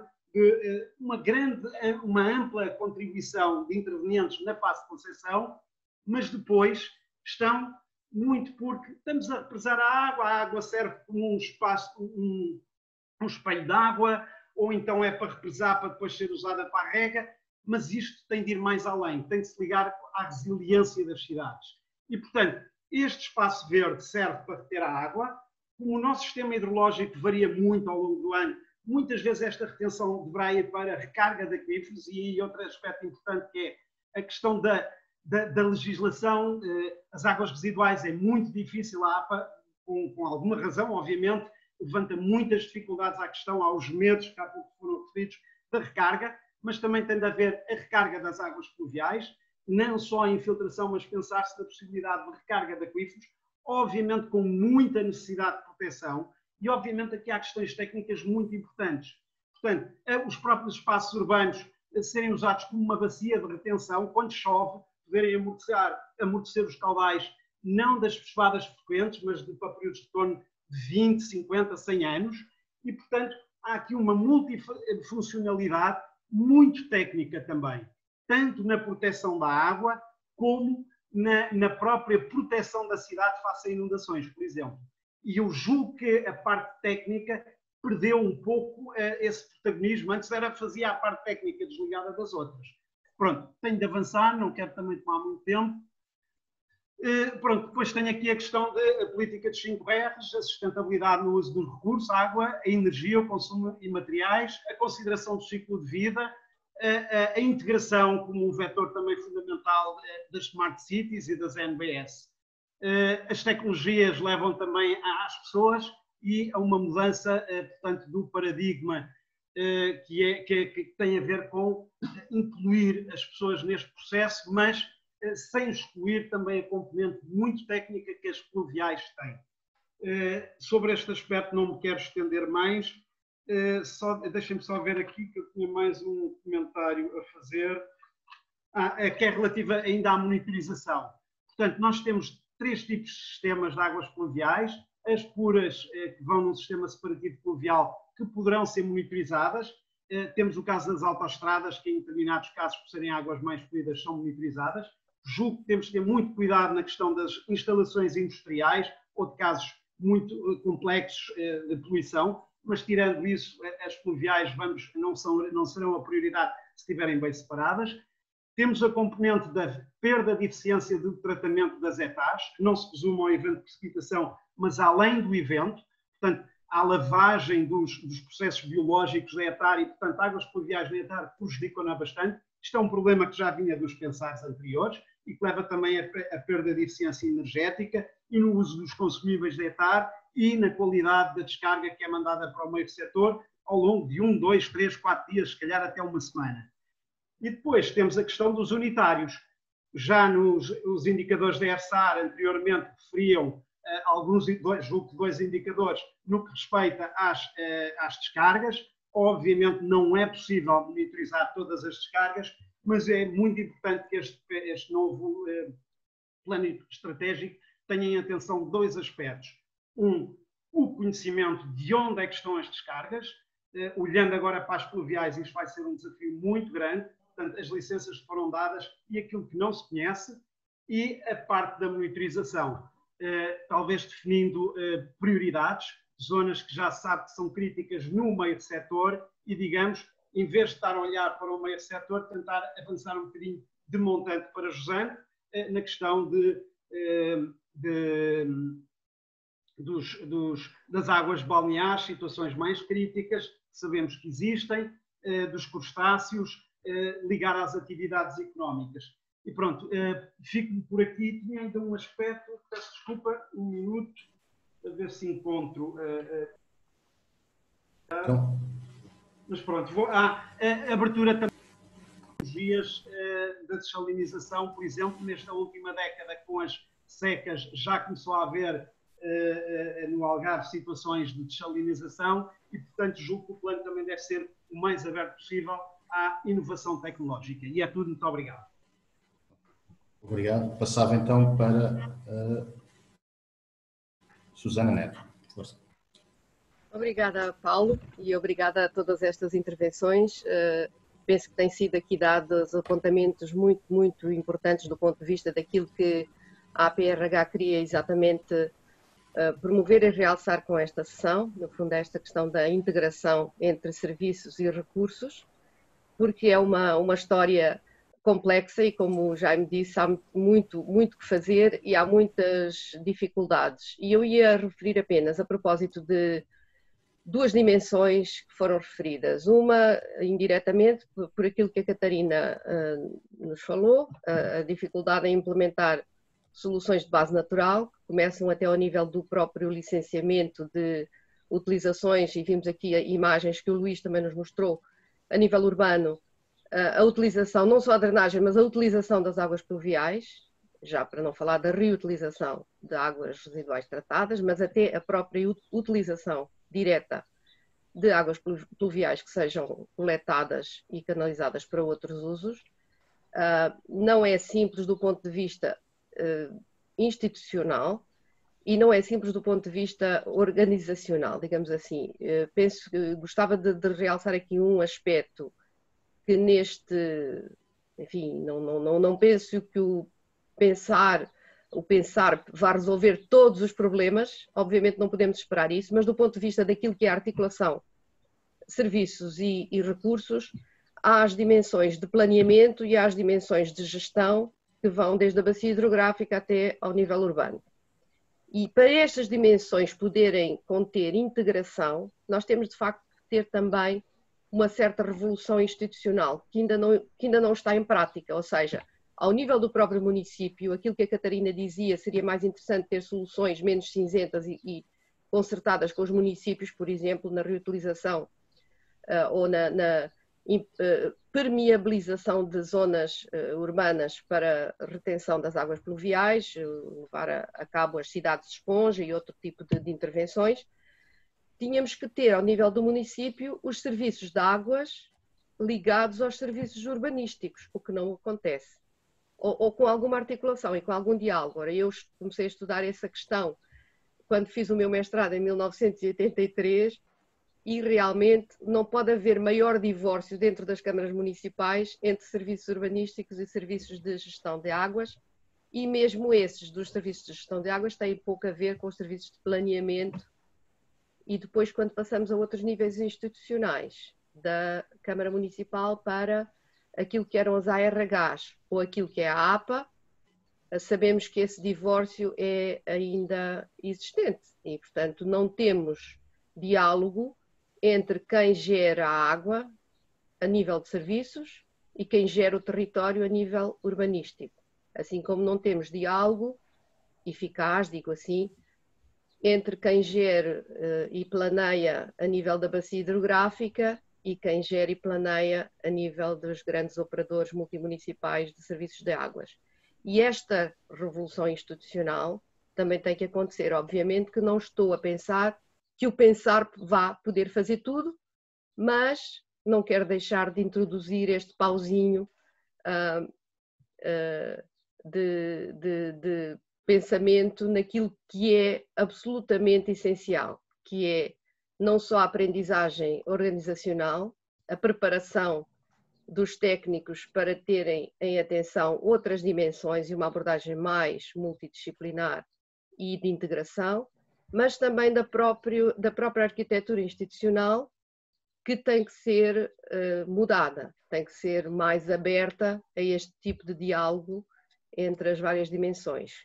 Sem essa abertura institucional, que vai um pouco para além de diplomas legais ou de abertura normativa de determinadas intervenções, que é absolutamente essencial, mas esta arquitetura institucional tem que ir também um pouco além disso e tem que ser realmente uma mudança de paradigma mental de todos nós, ao nível da academia, ao nível dos serviços, ao nível da administração pública, e que ainda não existe em Portugal e que ainda não existe na maioria dos países e das regiões do mundo, tanto quanto eu conheço. Há casos muito pontuais desta articulação e de se conseguir fazer este tipo de abordagem integrada entre o território, os serviços, o planeamento de recursos hídricos, e este é um aspecto em que, obviamente, a APRH está muito interessada também em contribuir de forma realista, como digo, não vamos resolver tudo de uma vez, mas de forma realista não deixar também de referir que há bloqueios institucionais que podem não ser imediatamente favorecedores dessa integração. Obrigado. Como estamos em meio-dia e 5, vamos fechar também as inscrições. Falta então a intervenção de Manuel Costa, Luís Moraes e Manuela Silva. Eu então abriria a participação a Manuel Costa.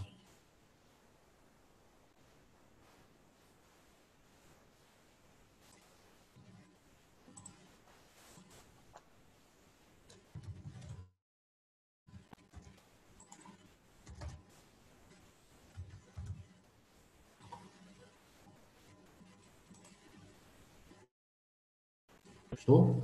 Não sei se o Manuel Costa ouviu.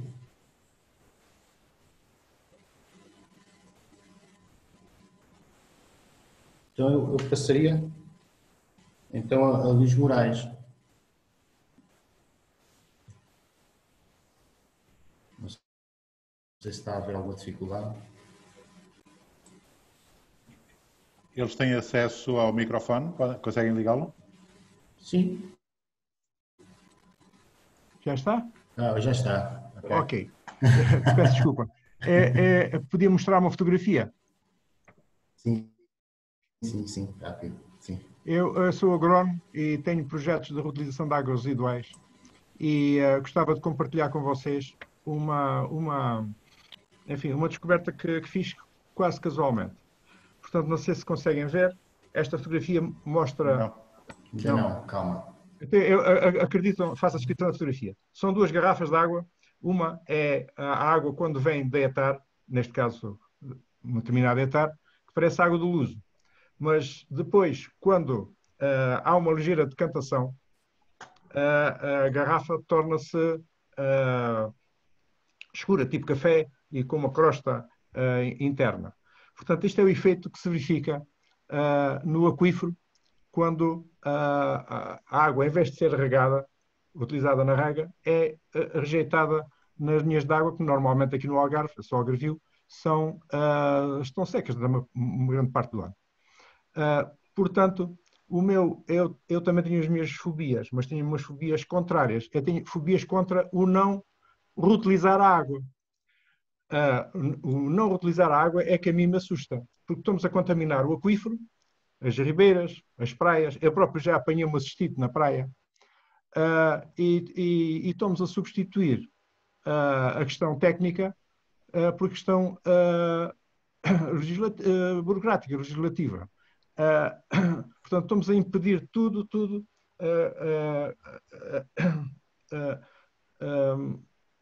quando, em termos de reutilização, quando devia de ser exatamente o contrário, incentivar a reutilização.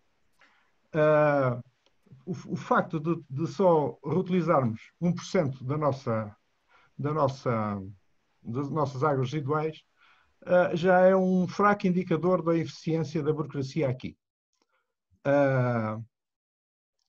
se precisarem de esclarecimentos, os meus conhecimentos entraram via debaixo das unhas. Eu também sou doutorado nesta área e tenho trabalhado noutros lados. E o que reparei é que nos países onde se reutilizam a água, por tabela, eles ficam com as ribeiras e as praias limpas. Pensem neste problema. Há que virar a nossa mentalidade ao contrário. Temos é que reutilizar. E depois vamos pensar na questão da rejeição. Muito obrigado.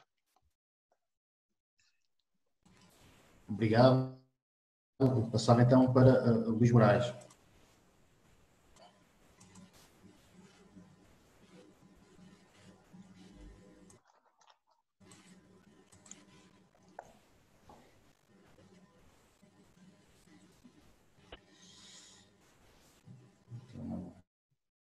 Não sei se está...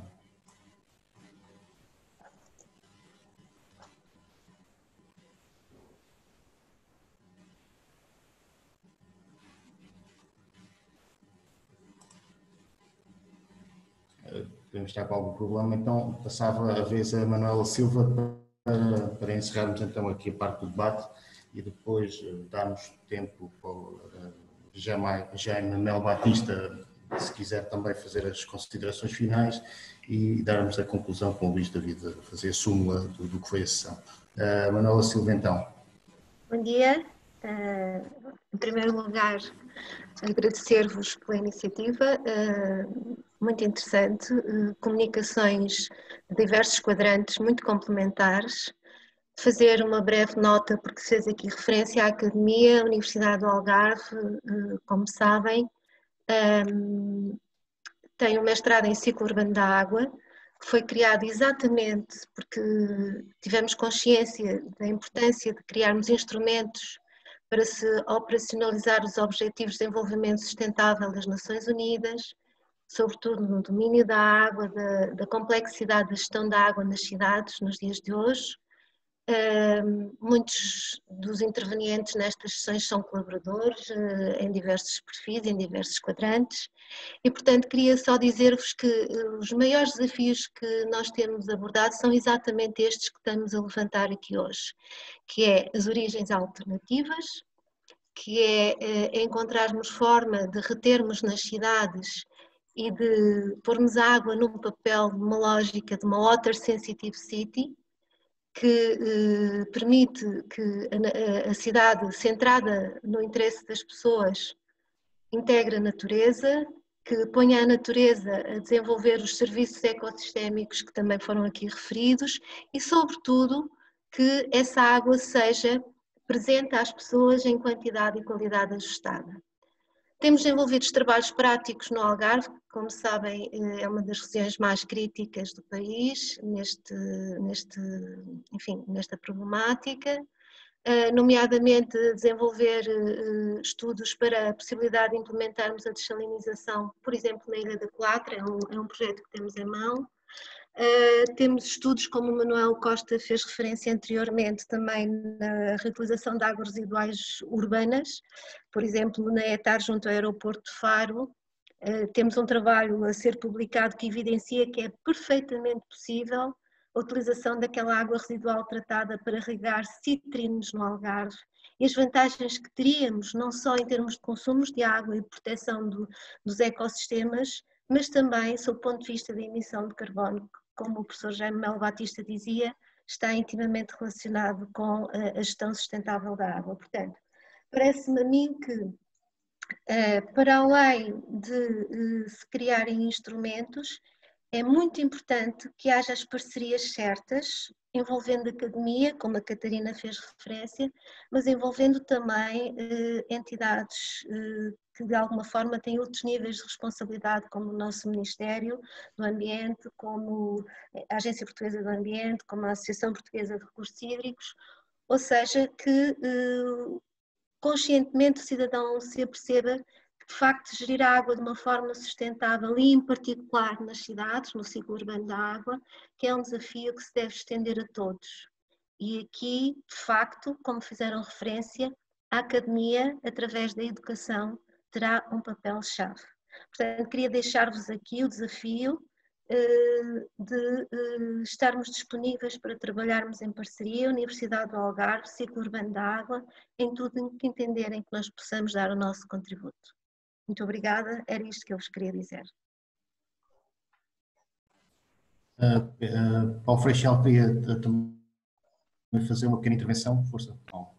Sim, é uma breve nota de questões muito específicas e que eu deixo aqui esta nota também para que possam refletir no vosso position paper. É aqui um pedido de reflexão sobre aquilo que atualmente nós temos. Temos um setor que tem infraestruturas já de uma forma muito abrangente no país, mas com o funcionamento e com o passar do tempo começa a observar-se questões de que nós temos que olhar com maior detalhe para os sistemas de uma forma mais global. Estou a falar das hectares e dos sistemas a montante. Quando nós falamos em verificar o cumprimento de licenças de descarga, as descargas, como é que estão a acontecer, temos que olhar para os sistemas e temos que perceber que utilizando aqui esta questão das águas pluviais, mas não só, também das águas industriais, das águas residuais industriais, temos que ter pistas para que os sistemas funcionem no seu todo de forma adequada. Não nos chega a observar para o que se passa nas hectares, mas observar em termos globais. E aí deixo o desafio também à associação de olhar para este assunto e também de refletir sobre que forma, em termos organizacionais, em termos técnicos, nós já sabemos muito, mas em termos organizacionais, o que é que se pode fazer mais para melhorar neste sentido? Aqui alguém disse mais uma vez que ninguém pode ficar para trás, não queremos deixar ficar assuntos para trás e, portanto, o desafio que eu deixo é que coloquem as questões no documento que nos vão enviar, tanto sugestões como questões em aberto, para que nós também possamos ter o máximo de informação para podermos ter um plano estratégico com a maior abrangência possível. Obrigada e passo então a palavra.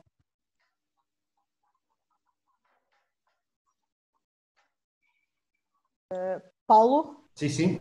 Ok, obrigada. Então, passava a palavra, não sei se o Jana Batista ainda quer, penso que sim, não é? Sim. Sim. Posso responder muito rapidamente, ou tentar responder muito rapidamente aos comentários. Luís David, monitorização do plano, sim, vamos intensificar o mecanismo, porque ele já tem um mecanismo, como sabem, o GAG, simplesmente depois falta aquele último link que é detectado que não está a ser cumprido, então como é que se faz para ser cumprido? Portanto, o enforcement tem que ser revisto. A questão da imprevisibilidade, sim, e por isso é que temos um item, um capítulo sobre análise de risco e medidas mitigadoras. A questão do quadro legal atrasado, nós aí somos realmente um país de grandes costumes, achamos que é natural que esteja tudo atrasado e ninguém se preocupa demais. O setor devia ser muito mais exigente nisso, porque a lei diz que tem que se produzir uma determinada nova legislação no prazo tal, passam vários anos sobre esse prazo e parece que está tudo bem, portanto cabe-nos a todos nós reagir a isso. A questão da desalinização também está considerada naquelas fontes alternativas de água e a questão dos indicadores de pluviais, nós já desenvolvemos um conjunto de ideias sobre indicadores bem mais denso do que atualmente existe, como sabem, há muito poucos no sistema da ESAR. A Susana, aquela questão muito importante, tanto os serviços de águas e os serviços urbanísticos, tem que ser encarada. Quando nós falamos, não sei se viste, Susana, quando analisámos as responsabilidades, dizia lá a responsabilidade ministerial e interministerial. O interministerial está lá por causa disso, que é como é que, e isso foi medido por uma pessoa numa destas sessões há muito pouco tempo, Vocês sabem que neste momento os municípios estão a rever os planos diretores municipais até ao final do ano? Até ao final do ano. E, portanto, já estão a trabalhar nisso. Há alguma ligação entre isso e a estratégia do setor da água? É uma pergunta muito curiosa, não é? O que é que o Governo e o que é que as instituições que estão a fazer e as outras fizeram para se articular relativamente a isso? E isso é perder uma oportunidade e esperar só que os próximos planos venham a considerar ou atuar já. Portanto, obviamente que é muito importante, temos que encarar de frente aproveitava para dizer, Susana, que naquele último slide, ou dos últimos slides que apresentei, pus lá um conjunto de perguntas provocatórias que acho que a APRH pode responder bem, porque está precisamente naquela interação entre recursos hídricos e serviços de águas, portanto o vosso documento, position paper, se responder àquilo é muito importante. Manuel Costa, a questão do Algarve e a questão da reutilização, obviamente que a reutilização tem um papel importante também em proteger os meios receptores, especialmente em regiões como o Algarve, com ribeiras sazonais, isso sem dúvida é uma das suas grandes vantagens e, portanto, aí mais uma vez é criar as condições para que a reutilização seja vista como uma boa solução, até do ponto de vista económico, até do ponto de vista da iniciativa dos privados e não uma última hipótese, vagamente, se nenhuma outra funcionar. Há vários mecanismos, há obviamente os legislativos, mas questões não técnicas de reutilização como quem é que é o dono das águas residuais? Parece muito simples, mas respondam se puderem em todos os casos. Quem é que paga o novo sistema de transporte de águas residuais para zonas agrícolas? É o operador e depois amortiza ou é o agricultor? Como é que se responde à questão das águas residuais quando o agricultor tem água e não quer a água residual e, portanto, o operador diz, mas eu fiz investimento, tenho aqui a água residual e ninguém a quer. Mas agora veio a seca, já querem. E, portanto, é um negócio altamente sazonal e isso traz implicações, obviamente. E, portanto, completamente de acordo com a importância e a necessidade de abordar isto.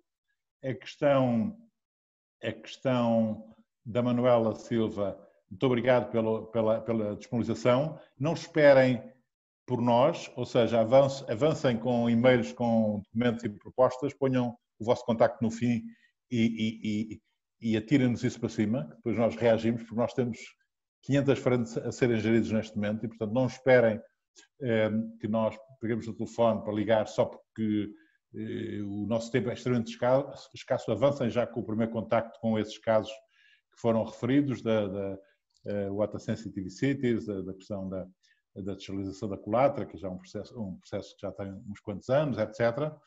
E muito obrigado, portanto, pelas opiniões.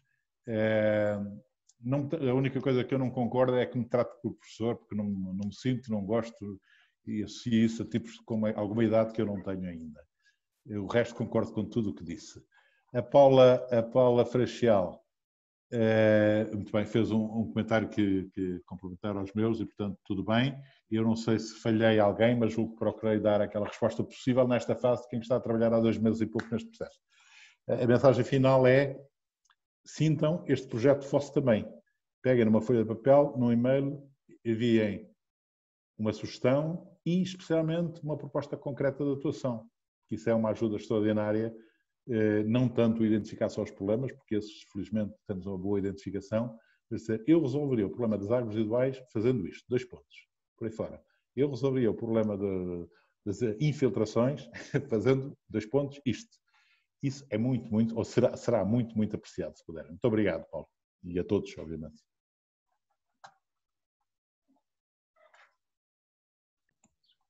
Muito obrigada pela nossa parte. Paulo, quer fechar agora e passar a palavra ao Luís? Penso que é o que está previsto. Devemos estar mesmo a chegar ao final. Sim, sim. Eu queria só dar uma última nota. Quem quiser enviar para o e-mail da APRH ainda alguma sugestão, recomendação, de acordo com o que se passou hoje aqui nesta sessão de reflexão, nós temos que, de facto, até dia 24 enviar a nossa documentação, mas penso que não haverá qualquer problema, até domingo nós receberíamos e depois na próxima semana começaríamos então a trabalhar quer nas recomendações relativamente à sessão, quer no paper da APRH. Por último, também, ou seja, enviar para aprh@aprh.pt, estejam à vontade. Por último, passava então a palavra para a conclusão para o Luís David. Muito obrigado, pela minha parte. Bem, já vamos avançados na hora. O engenheiro Jamel Batista fez aqui já também um apanhado final em resposta às intervenções que houve. Eu faria aqui só mesmo para terminar um apanhado daqueles que me pareceram os tópicos que foram mais discutidos neste debate. Portanto, foram a questão da reutilização, das origens alternativas da água, as questões de ligar os recursos hídricos, portanto, os serviços de água aos recursos hídricos, através da maior necessidade de conhecer o cadastro das descargas e também a monitorização dessas descargas e ligar essas questões de monitorização aos recursos hídricos. Também o engenheiro Jamel Batista já nos referiu que está pensado um conjunto muito mais vasto de largo de indicadores na questão das pluviais. Portanto, também a abertura a tecnologias, como por exemplo da dessalinização. Foi também referida a necessidade, portanto, de ligar as águas, a mudança de paradigma na maior articulação entre territórios, serviços e as entidades que gerem e planeiam os recursos hídricos e também de algumas dificuldades e bloqueios institucionais que poderão ser, que se tem de fazer um esforço de ultrapassar através dessa mudança de paradigma. Julgo que foram os aspectos mais importantes aqui discutidos e por mim, daria por terminada, passo a palavra para o Paulo Chaveiro para terminar. Julgo que estes foram os principais pontos falados. Ok, então muito obrigado a todos. Penso que foi uma sessão de reflexão bastante produtiva. Há aqui muito trabalho ainda para fazer. Em nome da APRH, quero agradecer a todos, agradecer também o desafio que o Grupo de Trabalho lançou. E de facto há ainda muito trabalho a fazer, o prazo é apertado, vamos todos dar o máximo para cumprirmos com o que nos é pedido. Um resto de um bom dia para todos e um bom fim de semana. Muito obrigado. Obrigada. Bom fim de semana a todos. Bom fim de semana. Muito obrigada a todos. Bom fim de semana e obrigada, Jaime e Paula, mais uma vez. Obrigada, Paulo, obrigada, pela moderação. Susana. Obrigada, André, pelo trabalho de bastidores. Rita, obrigada. E obrigada a todos os participantes. Muito obrigada em nome da APRH também. Obrigada à APRH também. Ficamos então com esta incumbência de enviar aos coordenadores do grupo de trabalho umas conclusões que não serão muito longas, mas esperamos que sejam eficazes e muito acutilantes. Temos a certeza que sim. Muito obrigada. Obrigada. Obrigado. Bom dia.